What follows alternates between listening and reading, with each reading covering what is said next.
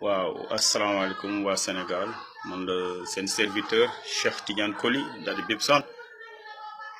di am benn vision bu ndaw boo xam ni dama ko amoon di si xalaat yoo xam ni dama ko doon def temps yëpp may gis ay politiciens ñàkk fayda ay ancien premier ministre franchement humilié deru Sénégal ñu mel ni ay Souleymane Ndéné Ndiaye ñàkk fayda ñu ñàkk fayda premier ministre dafa war a nekk koo xam ne day toog am expérience politique am expérience étatique di ko jox nit ñi pour ñu xam lan mooy état taxawu sénégalais yi mais buñ demee ba ay baron yu mel ni Souleymane Ndéné Ndiaye ay baron yu mel ni Pape Samba Mboup mais gàcceel Sénégal franchement gàcceel Sénégal dem di wax nit ñi pour ñu ñëw ñu taxaw Macky Sall fal ko au premier tour Macky Sall moom wóoru ko sax ni dina jàll deuxième tour wóoru ko sax ni dina dem deuxième tour parce que Sénégal li ñu dund ñëpp xam nañ ko du ay tabax ay arena inauguré ay tali yeeg affaire yoo xam ne Ablaye Wade da ko fi bëggoon tabax ay aéroport yoo xam ne Ablaye Wade da ko fi bëggoon tabax alors que le peuple meurt de faim nit ñi di xiif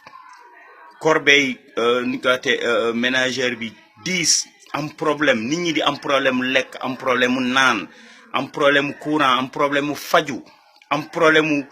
ut am xëy am problème yu bëri am problème ku leen représenté ci justice am problème ku leen représenté ci assemblée heureusement am nañ ay nit yu mel ni Ousmane Sonko ay ñu mel ni Cheikh Bamba Dièye franchement bu may gis ay Sonko ay Bamba Dièye di wax damay gis sama bopp ci ñoom donc damay sant yàlla ba am ñoo xam ne dinañ ko waxee assemblée parce que ñun ñoo leen fal pour justice bi dawal yoon pour ab Macky Sall dawal yoon pour assemblée tamit dawal yoon mais loolu yëpp amu fi alors que nit ñi ngi sonn Macky Sall di recevoir ay 300 personnes yu jógee Fouta pour mun a faluwaat Fouta 300 personnes yu jógee Fouta jox leen 40 millions alors que nit ñi ngi am problème mu lekk nit ñi ngi am problème mu naan mais fan lañ jëm ban Sénégal la ñuy waxal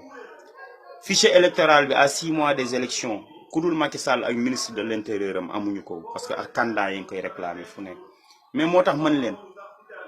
même bu dul Khalifa Ababacar Sall ñëwul tenir ko tête parce que xam na ni Khalifa Sall bu génnee dina ko indil ngandim problème ci élection yi ba mu dem deuxième tour moom wala est-ce que sax dina dem deuxième tour